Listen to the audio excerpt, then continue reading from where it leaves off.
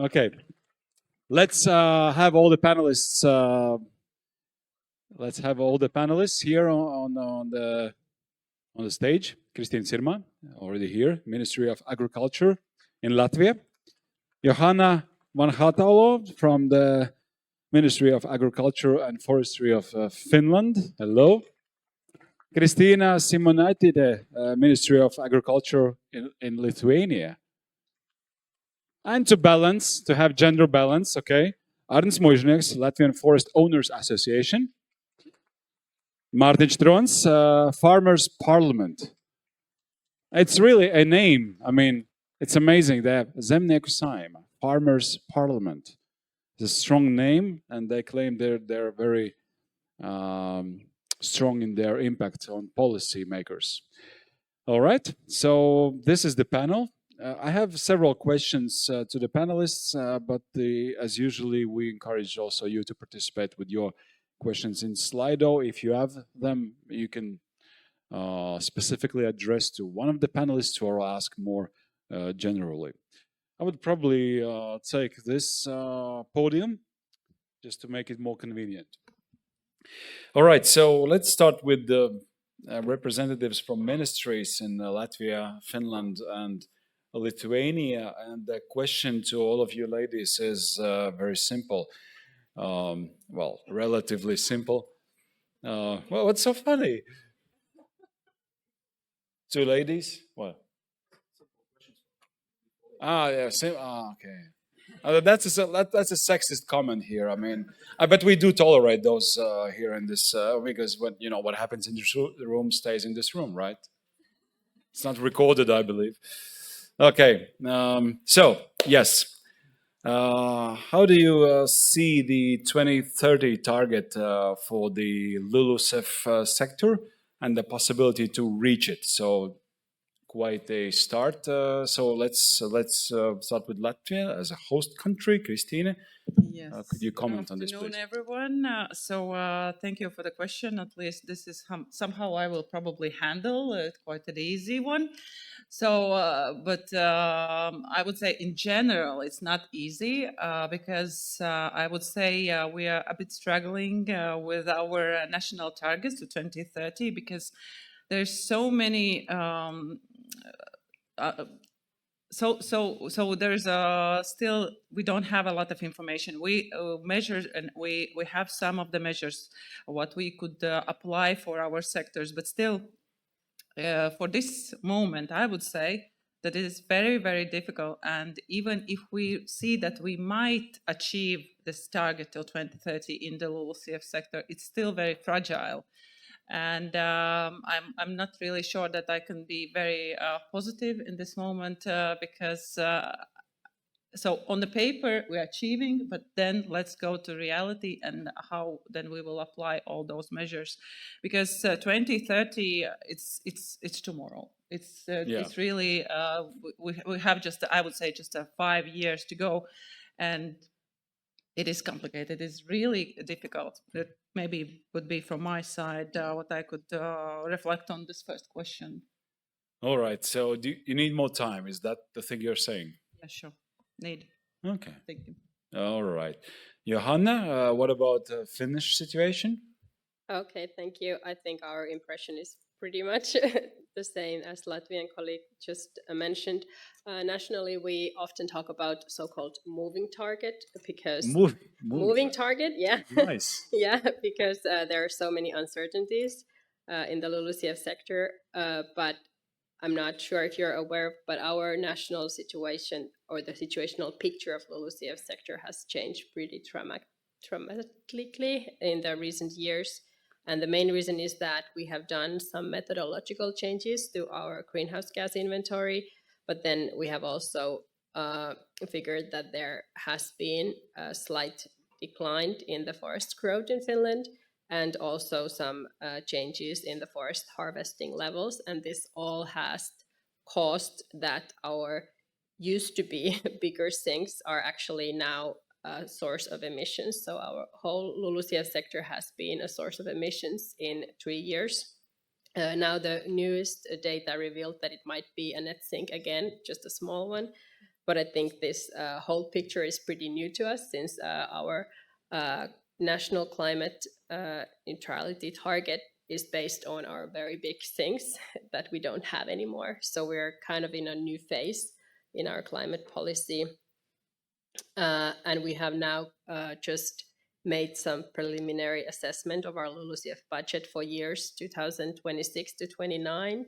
And the numbers that we received are very big. So it's going to be very challenging. And the same thing that just Latvian colleagues said, that the 2030 target might be reachable when we look at our new scenarios, but still very challenging. And of course, we are aiming for the target, but it will require extra effort. Yeah, because it's a moving target. Yeah. I mean, I'll bring this home. I mean, in my life, moving targets. It just sounds so good. Okay, Kristīne, what about Lithuanians? Well, I can only agree with what the colleagues have said already. You don't have to agree. But I want to, yeah. Okay, that's because I think, the situations are quite similar. We are, on the one hand, we are doing better since we haven't crossed that threshold into the source. Our LULUCF sector has consistently been a sink. But at the same time, the moving target part, right? So it's becoming much more unreliable in a way because of the climate change and various other possibility of extreme events, and so it just becomes much harder to make accurate prognosis about what's going to happen in 10 years or 20 years.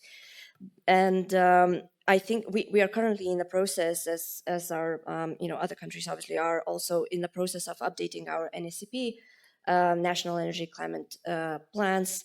And in the plan there, based on the European regulations and the targets outlined there, I think as far as I know, we are quite a bit short on reaching the target. So I think the colleagues are working now, to work out how can we actually manage that to do. And I think we talked a lot about organic soils today, and I think that's one of the areas that we are still somewhat lacking in including them as not just as a source as it often is now in the LULUCF graphs, but also as a sink. So we talked a lot about today revetting and all those measures. They are not really considered at the moment as much. So I think that we are still have this potential to reach the targets if we include everything. Okay. All right, let's now involve our gentlemen in this panel as well. I have some scripted questions here, but perhaps you could start with some opening statement, Arni. What about in today's conversation's context? Yes, thank you very much. First of all, I would like to thank you for inviting me to the session, because I'm not a scientist and I can only tell two of us about my experience as a forest owner, as a chairman of Forest Owners Association. Therefore, please don't ask me questions concerning methanogenesis. So please.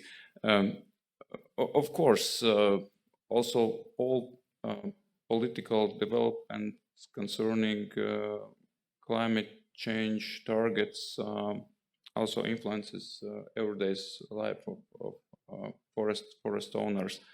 But we are in quite good situation, because I can say that forestry always used scientific data, and we have quite well developed forest science in Latvia. And thanks to our scientists, and we trust our scientists, I think in the next months or year we will choose the best way how to reach also these targets.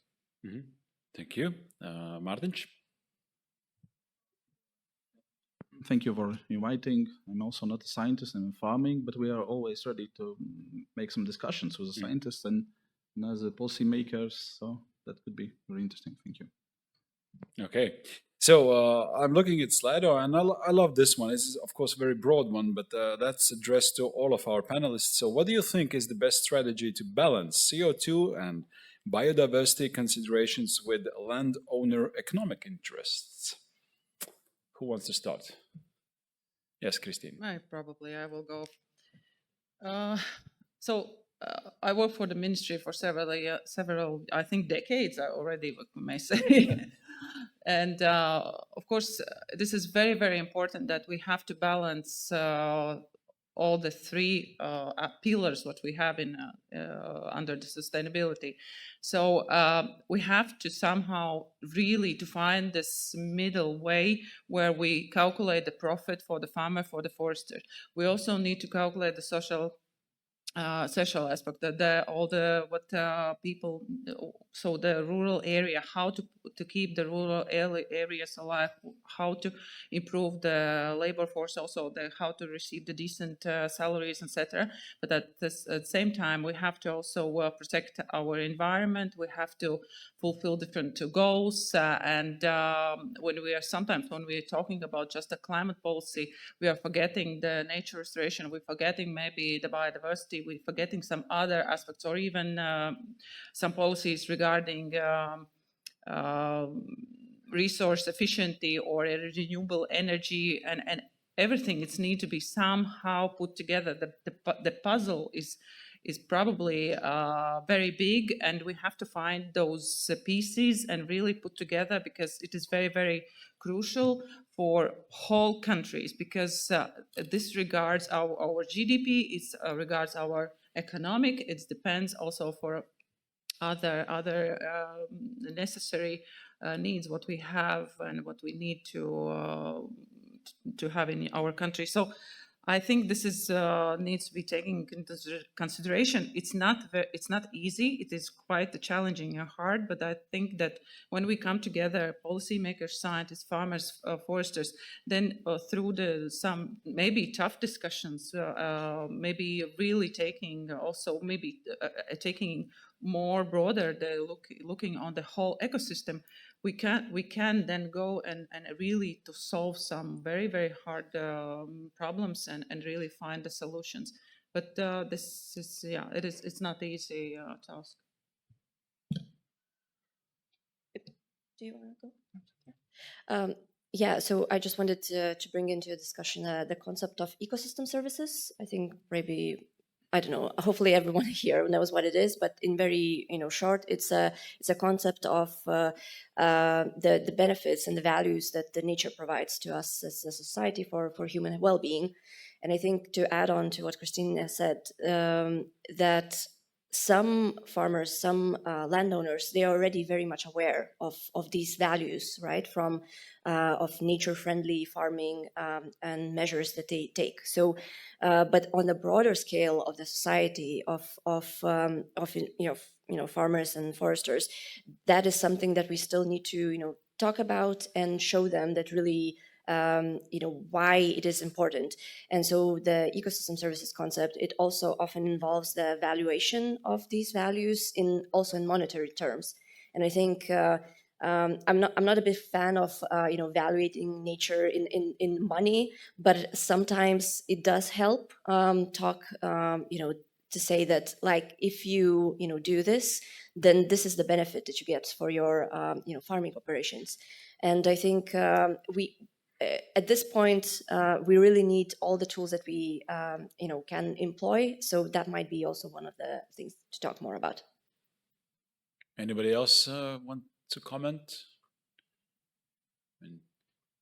Yes. Of course, all we want to reach climate goals if they are acceptable for us, and we like biodiversity, but sometimes it lies only on landowners' shoulders.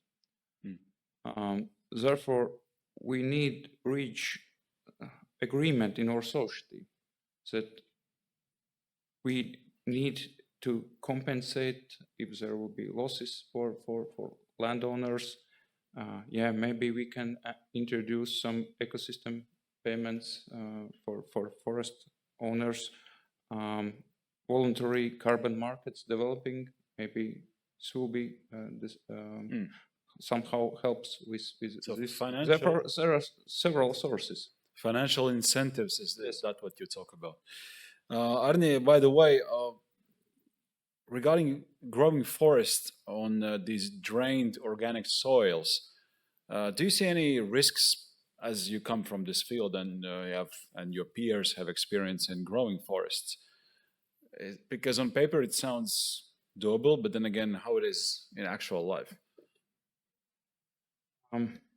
Well, it will be more easy for me to talk about risks that will occur if I got home very late after some glasses of wine.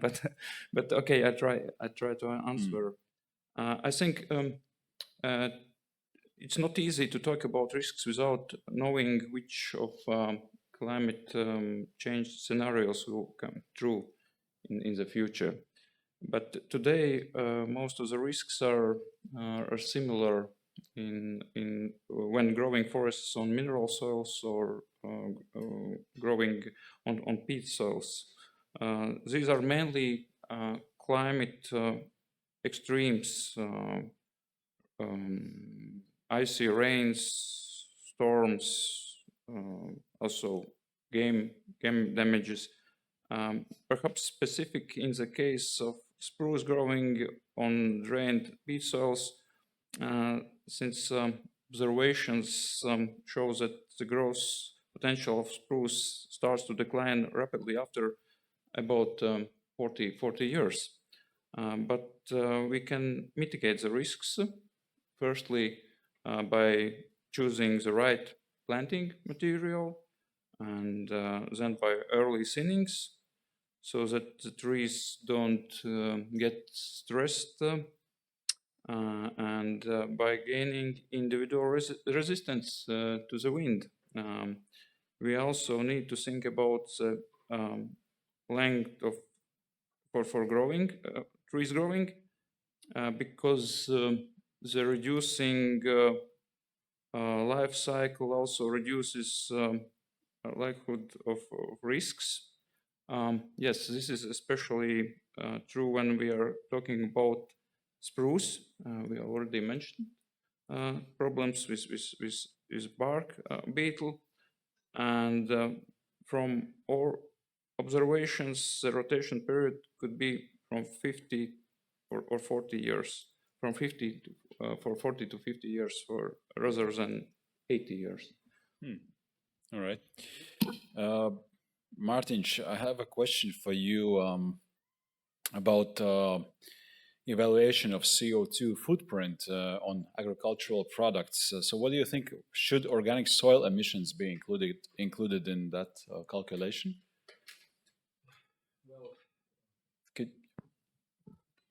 Society are always open for such questions, but in the same time, when part of society are in markets, they prefer cheapest products. And that could be a short answer for your question, actually. When we speak about Latvian market, that's really small market. If we even speak about the Baltic states market, it's very small market. I think it's more like a marketing activity when some food producers say that their footprint are zero or something like that, because I can't say that it's in such way. So it's in more marketing activity. Yeah. Yeah. So your answer is if that would be included, that would make those products less appealing in terms of price. Yeah, of course. Yeah. Yes, but still, we do export a lot of our agricultural products from Latvia to EU and to EU or beyond to that. third countries, and Yes. I haven't heard that some buyers would be interested in that footprint or CO2 print, and they are ready. I haven't heard that they are ready to pay more for that products which are produced with a zero carbon or something like that. Yeah, fair enough. Yep. All right, can we have Slido questions on screen? I'd like you guys to be participating in ranking them. Some have done already. We have more popular questions and less popular questions, but totally there are quite many. So, yeah. Shall we take the first one, the top one? So how can we avoid to take the short-sighted measures like afforestation just to reach targets now, which might be harmful in mid and long term? It's almost like a Hamlet question here. Who wants to take that? Me not. I Yes. would go. So shoot me then. So I would say that we made a calculation together with our colleague, our forest scientist, and we have several different scenarios. And afforestation is just one scenario what we consider, and there's a lot of other scenarios. We are forestry, big country, so half of our territory is forestry, and of course we have a very strong industry, and we have to think also on the future how we may strengthen our forestry industry. So, and I would say that I'm not saying that when we include the measures regarding afforestation for 2030 target, the impact will be only on maybe on 2010 or 2000. So it is long term. We always need to take into consideration that if we would like to apply, if we put in a scenario something regarding the forestry, then it's long term, because there won't be a big impact on target till 2030. But we have to analyze and really to consider and take really smart steps. But if we are making those steps, we need to be sure that those measures will be long-term. And of course, then all the policy and all the support and all the society must agree on that this is long-term goal. Thank you. Any more comments for this question? Kristīne, yes, I see. You want to say something. It's obvious. Yes. Yeah, because today we really talked a lot, or a lot of presentations touched on the afforestation aspect, as well as there were a lot of comments on Slido saying, is it really a smart thing to do? So because we differ from Latvia in that way, that we are really not thinking about afforestation of organic soils at all, like that's not included in our NCP, it's not part of our portfolio of measures that we are going to do. We are betting more on the revetting, right? Revetting organic soils in agriculture, as well as at some point in the forestry sector as well. So the question is very timely and it's very important because, 50 years ago, we were still draining these soils extensively, and that was the policy, and everyone agreed that that's a good idea. So, and at that point, no one really thought that, something bad might happen because of that. So, today here, we are also, making decisions based on the science that we have today. And some things might change, some things might, become apparent later differently.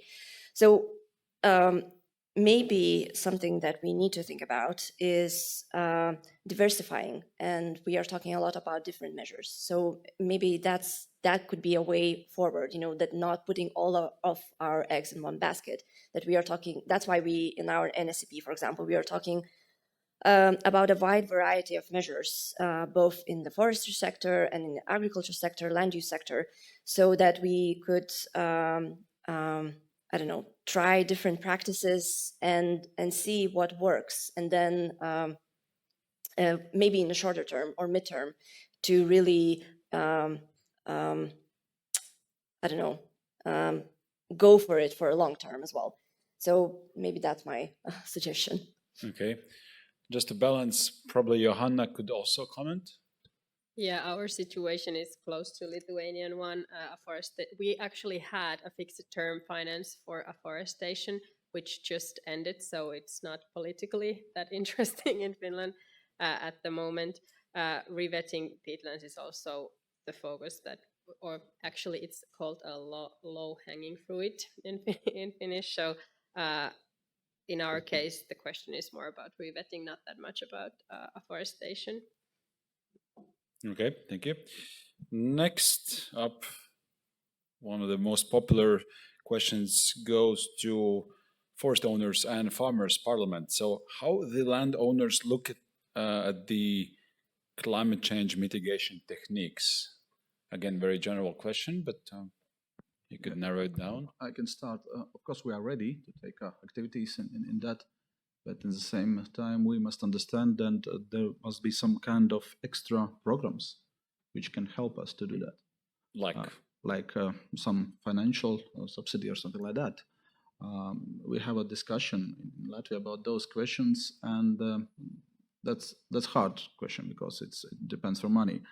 And actually, in our CAP funds for agriculture and rural development, there's actually no special programs, and there's actually no special finance or extra free money for such programs till 2027. Of course, we can always have a discussion about finance of our government budget, but there's always a problem with government budget. There's no extra money. There's always a minus in the budget, you know. Yeah, we have some extra eco schemes for minimal tillage and precision farming that reduce emissions, but that's not enough, of course. We have some extra carbon schemes in Latvia, but that's not a system. And there's 1.5 or 2 companies in Latvia which have such programs, but I haven't heard that farmers are satisfied with that programs, and then they are happy to use that programs. Actually, answer is that a lot of things depends from money and some subsidy for that or such activities. Yeah. Yes, of course, forest owners, landowners are already performing some measures. For example, afforestation. We're using money from Common Agriculture Policy funding, but also there are some problems, and I think, and it's pity that we don't have land use policy in Latvia, because sometimes we are discussing very hard with our farmers organizations concerning land use, and we need to decide what to do to keep for agriculture or to plant new forest. But I agree that it's a question concerning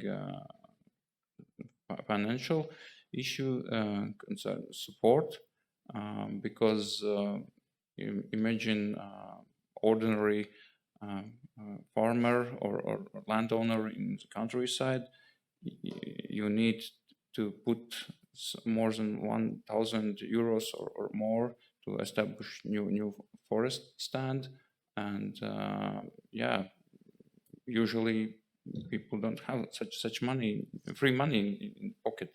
So definitely there will be we need some support to implement this. Maybe just I would add, of course, money it's or asset is absolutely necessary to implement some of the measures. But I think most important thing is that if we propose some measures, if we work on some policy development, the most important thing is that we all understand, policymakers, farmers, researchers, so that we really understand what we are going to implement. What will be the practice? Because sometimes farmers think something another, researchers something another, and then stupid policymakers something different. And that's why I think this common understanding it is, and as well I think this is the acceptance from the society and also from the foresters, and I think we have to also take into account that the extension services they also needs to take the part in this consultation, and if we really want to go and reach those targets and goals, climate or environmental, then this is teamwork, and only farmers or foresters, they will not be. We can't let them play in solo in this game. This is quite a complicated game, and that's why we have to, maybe this 2030 targets, that we have to reach all countries suffering with the goals. And I know that this is very ambitious, even at the EU level. LULUCF target is very, very ambitious. Even to this morning, we heard that we are quite far away from the EU target, and the projections not showing that we are reaching to this direction where we set the EU goal for the LULUCF. But so yeah, this is something where we have to work all together, and only then, of course, comes money, because then we know really where to put our efforts and where to put our assets. Thank you. Okay, I think we can move to the next question. You see the ranking. If you're not happy with it, make sure you like, subscribe to our channel. Yes, something like that. Yeah, you do it as well. Yeah, no problem. Nowadays, panelists also use smartphones. That's tolerated. Okay, next up. So what do you think about carbon credit market? Is that a tool to actually reduce emissions and eventually reach climate neutrality? Sure. Okay. Well, when talking about the carbon markets, I usually start by saying that emissions reduction should be our primary focus, right? Because there are low-hanging fruits here that we haven't used up all. But talking about the markets, they obviously are becoming a big conversation. We can't really ignore that, and so we are, as a ministry, also focusing on this topic, and I would say looking forward to when the regulation is passed and when we start working on actually implementing it. But coming back to what was also said about the different measures and that the farmers or the foresters have to do, to meet the climate goals, or could do. I think something else that is important to include in these discussions is that maybe we shouldn't focus so much on climate only or on carbon, right? Because there are other things that are beneficial, like we talked about biodiversity, but those measures are also very much beneficial to the, for the farmers, for example, for their soil quality, soil health, improved harvests. So maybe that's something that could also be a focus here. And the regulation that is upcoming, the carbon sequestration certification regulation, also puts an emphasis on the COP benefits. So it's not just the carbon that is the conversation, but also the other things that are important. All right. I think Johanna wanted to add something.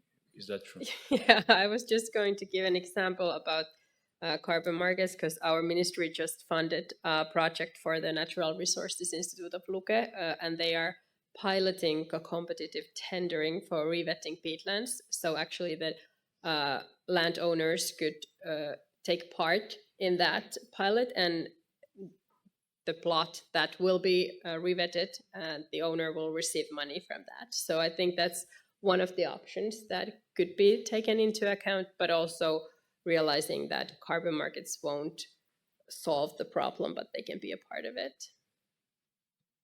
Okay. Any more comments, Mārtiņš? No, I just want to congratulate Finland, because we are also using Finland as an example when we are talking about voluntary nature protection system, about Metsä system. It's totally different when state comes to your forest and says your silviculture activities will be prohibited, rather than situation when state asking forest owners to submit proposals for protected areas, and it's an agreement between state and the forest owners, and it works. You're reaching goals better. Thank you. Mārtiņš? Yeah, one short comment. From one hand, we could be happy to take a part in this carbon market. But from another hand, we are a little bit worried that if this market will be open in Europe, then some big, Western companies as Mercedes and Volkswagen can go to Latvia, buy some lands, forests, and take a part in this carbon market. And in that case, we will lose our land, forests, and some economical development. So some protectionism should be involved in the game. Yep. Interesting turn here. All right. So many questions, but the most popular currently is this one. So it's about the harmonization of environmental calculations in the EU level, or should we be happy with general procedures so not to compare results between countries? Yes, Kristīne. Maybe I will go. So it seems that questions becomes more harder and harder. And Yeah, that's what we do here. Yes. yeah, thank you. So I have one example. So now we're working on the soil health directive. And this is the second round for this directive, because the first one ends in 2006, probably, because at the Commission level, this was idea there at that time that it must be harmonized, and all the member states has to monitor the soil health and by same maybe methodology, same monitoring system, and somehow this directive just a collapse. Now, for this, in the second phase, I would say that together with a scientist, together with a member state, we're analyzing, and we today it is really important to monitor, to see what's happening in our soil, because this agriculture soil, forestry soil, this is the way how we can be more resilient to the climate change, and also more resilient to adapt to the climate change. And I would say that we have to sit together, all the member state scientists, we have to analyze what we have, what databases we have, what monitoring systems we have. Maybe at this stage we need to have some guidelines, some suggestions, maybe how we could go more to this harmonized, to the more harmonized approach. Of course, member states differs. We have maybe different laboratory ISO standards. There's some difference might be, but of course, if we put together the aggregated data, then of course we have to analyze, we have to see what's happening in member state, and also between the member states, among member states, and more in the regional. I would not go really directly for harmonized legislation, but if we want to be regarding environment, there is no borders between the countries. This is water, this is soil, this is air, and we have to really work to cross border, because the pollution is transboundary, and that's why some main framework it must be developed. And I think in case of soil monitoring directive is in a good approach and a good example.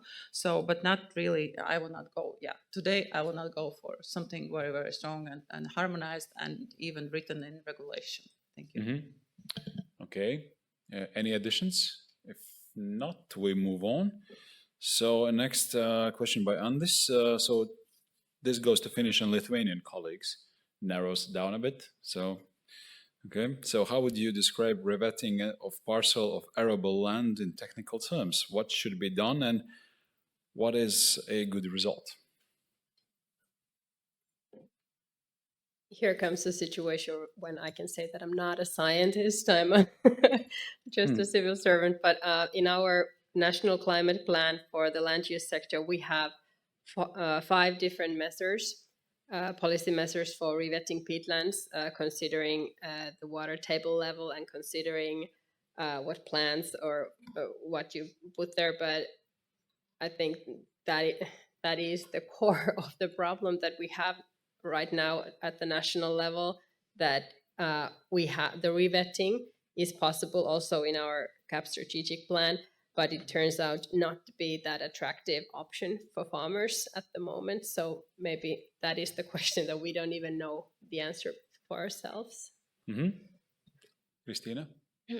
Yeah, I think we're kind of in the same boat as well, because we do have a revetting measure that we are financing, not from the SAP, but from the RRF, the Recovery Resilience Facility, and it's actually launching next week, finally. So then, if you ask me in half a year, I'll be able to tell you more, like how exactly it looks in practice. But I think we are quite excited to actually try to implement it and see how it goes, to go through the whole kind of procedure from the first step. When the farmer comes to the national paying agency with their application and says, look, I have this parcel of land, X hectares, and I know that it's organic soils, according to the definition, and it's on the maps, and this is what I want to do. And then they will go to the municipality. Municipality will issue the technical requirements, and then the whole process, will start going through the works, and then, finally we'll have this land that is, has a water level raised. But of course, it's a long process. We will be able to check, for us that yes, this is how many hectares we can add to our target. But at the same time, the monitoring, the recovery of the peatland there, it's going to take a very long time. So we will not know if the project was successful in this like big terms for a long time. So, I would say that we have to start somewhere. It's just, we have to start this, and then I guess we'll learn as we go. Another, just a final thing to add, I think our legislative system is really much geared towards draining the land still to this day. So while we were preparing this measure, we struggled a lot, like how to fit it within our legislative system, not like changing it majorly. Because at every turn we would face like the wall, someone saying to us that this is not possible, just because it will take forever to get this land not necessarily like actually revetted, but legally to make it legal. So that's Okay. what's happening. As we are finishing soon, in a few minutes, this discussion, maybe we could have each one of us a final say, like a conclusion, or maybe some future steps that lie ahead. Depends on how you see it. Mārtiņš, let's start with you. I would answer to one of those All right, questions. that's your that choice. will be my answer and the conclusion. There was a question about Australian red meat industry. That was a very good question. I'm of course not a scientist, I'm a farmer, but of course it's a little bit different between Latvia and Australia. I think that in such countries as in Australia, with a different climate, with a situation where animals, cows, all time are outside in farmland, in grasslands, they can have this possibility till 2030 get the zero emission meat. In Latvia, it's a little bit different. I have heard from our Finnish colleagues that Cooperative Valio are ready till 2030 make this zero emission milk. I'm not sure that we can do something like that in Latvia, but on paper we can do a lot of things. In real life it's a little bit different. But we will try. We will try as a farmers to do more for society, for world, for our planet. To make right, less and you can emissions. always use the moving target. Yeah. That's also. Yeah. It always works. Yeah. Okay, who wants to be next with the final say? Johanna, maybe you. Okay, thank you. Well, to conclude, I saw that there was a question of something about the ministries, and do we think that we can actually move to another planet or something like that? So, yeah, there was one. Yeah. Mm-hmm. Yeah. I just wanted to tell that I personally don't think that we should move to another planet, but I think that we actually have a fairly good knowledge about climate sustainable use of peatlands and agricultural land and forest lands. But also forest owners, landowners as a whole. I think the question is about how to make incentives, how to make some financial incentives for farmers and forest owners so they can actually upscale the measures. So I think that's the main question that we from the administrative side need to focus on. Okay. Arnis? Yeah, maybe some philosophical conclusion. From my feeling, we are getting more and more divided as a society. Lot of strong statements. I also read there's some question or statements that we don't trust to Latvian scientists. Maybe you don't trust because it's the data not with your opinion. But I think we need to reach agreement. I think we need to reach agreement, and we need to involve all stakeholders to reach all goals. Only together we can reach all goals. So thank you. Okay, Kristīne? Well, as you heard, you choose. You will finish. Yeah, so I think the incentives and communication, I think these are the keywords probably. But I would also like to suggest maybe that we should also be thinking maybe moving towards something called restoration economy, right? So that it should not be just one-off projects that we are talking about. We do need scale up, whatever measures we are talking here, and I think we should be considering that part of our economy as well. So we need to think about educating people, on how to work with peatlands, how to work with drainage systems, and because well, I heard that no one in Lithuania wants to come and work, do these jobs anymore. So we need to probably transform this conversation in a way, that the young people would be interested and say, oh, if I'm doing this work, I'm helping the environment and the future. So yeah, that's my belief for the future. Thank you. And Kristīne?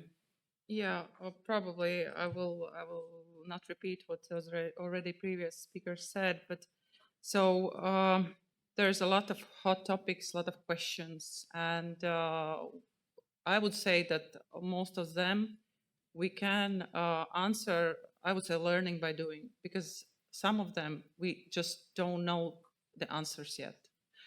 And only together, only asking to each other bold questions, to really push, to start think maybe out of box, out of money, but really think the visualize the broader future, and then you start decide, okay, I have to do this, or let's put some assets here, or what we can do till 2030, 2040, 2050, because it's already, we saw on the table the already new proposal for target 2040, and what will be the next targets for LULUCF, or maybe it will be the AFLU sector, where agriculture and forestry and land sector will be combined in one sector. We don't know. We don't know nothing about the polluters pay principle.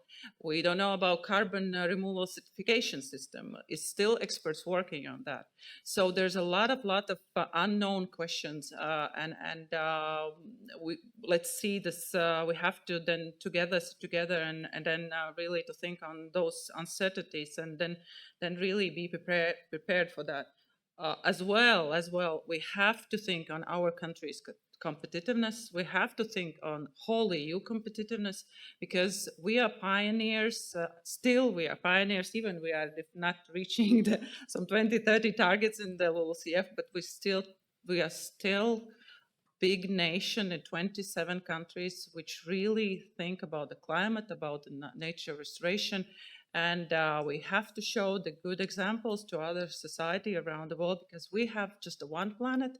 And I would really wish that my son, and maybe my grandson or granddaughter, maybe someday, they still live happily on this planet. Thank you. Okay. Yeah. Thanks to our panelists. Thank you so much for being with us today, sharing your thoughts, knowledge, and experience. Yes, let's clap again. Why not? Yes. So, thank you. Thank you. Before we jump to the closing remarks of this conference, there is a task I would like you to do for us, is the evaluation survey of the conference.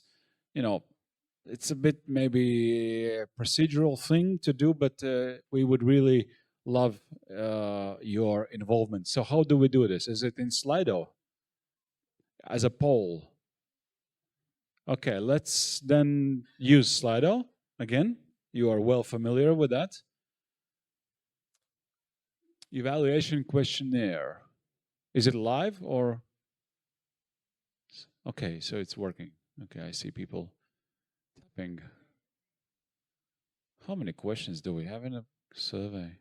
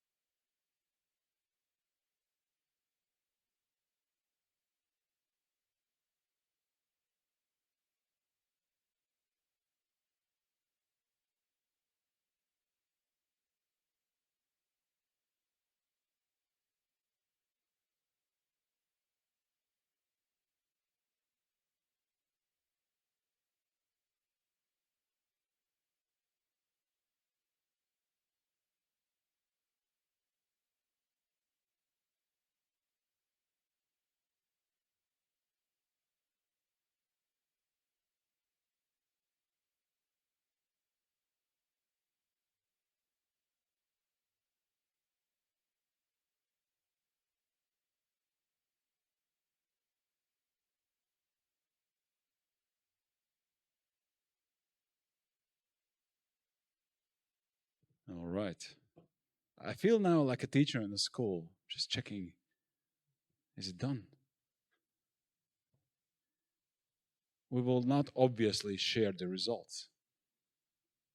That's top secret now. Okay, is it done? Oh, this is fun. You know, in Baltics, speakers usually don't go in the audience.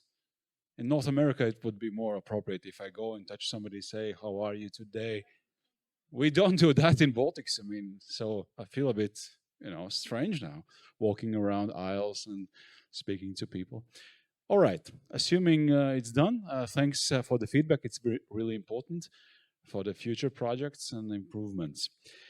Let's now jump to closing remarks. Should you be doing that from here? Yeah, you feel comfortable? Why not? So, Mārtiņš from Latvian State Forest Research Institute Silava and Kristīne Sirmā, who was also a participant of our panel from the Ministry of Agriculture in Latvia. So, key takeaways, something about the future maybe. So the floor is yours. Yes, thank you. What a day. I would like to start closing remarks with this. It was indeed what a day. We had quite a lot of tough questions, quite a lot of good answers, and very good discussion. We didn't anticipate it, so good discussion. Thank you for this from bottom of our heart. About takeaway messages. My first immediate takeaway was, is this running or moving targets like runaway bride. You are trying to catch it, but it moves. But yeah, about takeaway messages, we are sharing our duties today. So here in this panel, so Teamwork. yeah, It's teamwork. yeah, it's teamwork. So yeah, probably the first. So in a break, we discussed what might be the takeaway 3 points, and I would say the first one. This is common understanding. Common understanding because this is something. It's the playing field. This is the ground. This is the platform. We can discuss between us about different definitions, about sampling methodologies, but still picturing something different. It is still the question what we in Latvia understand peat soils, what is the wet soils, what is the wetlands, and it's something which still somehow we feel that there is something floating between experts. I would say even between the experts from the ministries, but there is always, I would say that there is not about right or wrong. It's just about how we understand and really set the definition and really set our common understanding. So then this picture is one, and then if we talk about some measures and if we talk about some practices, then we really understand what is under what is the between the lines, or how we really can go further and to catch this moving target. Yeah. But the common understanding, I would say, this is the first takeaway. It's, from our point of view. I don't know. You can vote on that, but but there is no poll. So yeah, but this is first one. Probably the second one, I could also refer to what you said in the morning in your opening speech about sustainability. So sustainability, if we see the scientific literature, everything based on scientific literature and knowledge based, and so there is 3 pillars. It's environment, it is social, and it is also the economical, and we need to balance. And it's not an easy, because we know that environmentalists push more to the environment aspects, forestry, agriculture, peat, whatever, they're pushing to more to this direction. And then ministry or policymakers, they are standing somewhere between, and they see the goals, moving goals, but this is what needs to be also somehow defined way how we can really balance all those sustainability pillars. And I think, because and also regarding what Kristina mentioned, that we have to balance sustainability, but in more broader aspect. We have to understand that we live in a broader ecosystem, and this really needs to be taken into account, and find the solutions and sustainability in whole system, because this is life circle, and we have to balance all aspects. You want to add something? No? Not really. Go on. So and probably the third one, and I'm also happy for being involved in the OrgBalt project, because it was big. It was pleasure, and it was quite a journey for 5 years. Jesus, how we survived so long. But the collaboration and the collaboration among different institutions, not just in country, but among 5 countries, and in European, European Commission. This is something. So, and this collaboration is absolutely crucial, because when we would like to work on some new developments, if we would like to work, and if we would like to apply some new projects under the Horizon Europe, there probably will be big consortium partners, so around 20 maybe partners, and this collaboration is most important to reach the targets, and all, of course, and discuss different hot topics, because in agriculture we have so many of them, so many issues what needs to be somehow solved, and through the collaboration, through the good scientific based, knowledge based research, this is the basis also for the policy makers, because only on data, only on analysis scenarios, we can really predict and develop future policies. And which regards the land use change and forestry, it's long-term decisions need to be taken today, and I really would like that if we make those decisions, that they will work in long term, and I will not change them every year. So because this is something also needs to be analyzed, and I think is something also important. Yeah, I think this is from my side. What I maybe collaboration, So to understand sustainability. each other, to Yeah. collaborate, and Yeah. to look through this sustainability lens would be I think our this is, takeaway messages. I would take those 3 messages. At least I will take them. So yeah, We can vote. Yeah. About thanks. This was second item in closing remarks. About thanks. We are so grateful to all of you who are today here. We are very grateful to our colleagues from ministries. We invited you, Johanna and Kristīne, and you came. That's so valuable and so important for a project like this, because we can do our science, but we want to see reaction from those who take decisions. And we saw it today, and we took our take-home messages also from this, and this panel board was indeed very important. And of course, many thanks to European Commission and for funding, otherwise we would not be here. Many thanks to our national co-funders. Each country has such, and it is obvious that we cannot move forward, we cannot do anything without funding part. Unfortunately, this is how this world is constructed. Many thanks to our partners in crime, to our dear partners. we will thank you separate thanks as well, but also from this closing point of view of this conference, thank you. We were partners in crime. We each of us, we have our specificities, we have our superpowers, but only when we put them together we can do something, and to find a common way, hopefully. And I would like to thank you also, our dear steering group members. Some of you I can see in this room, some of you maybe participate remotely today. You gave us a lot of very good advices. We took them, we took them seriously.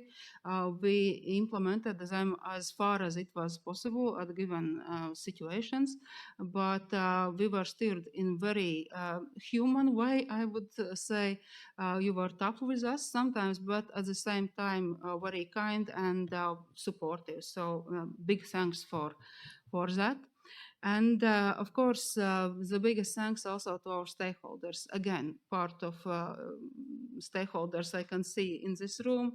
I believe many follow us remotely, and maybe we sometimes organize too much of seminars. We had a lot of seminars, especially towards the end of this project in May and April.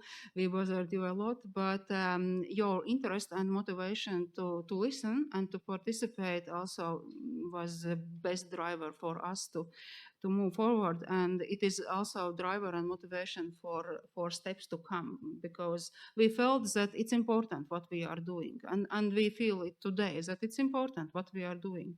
We can have different understandings, we can have different views, but we feel that we are working on issues that are important for all of us.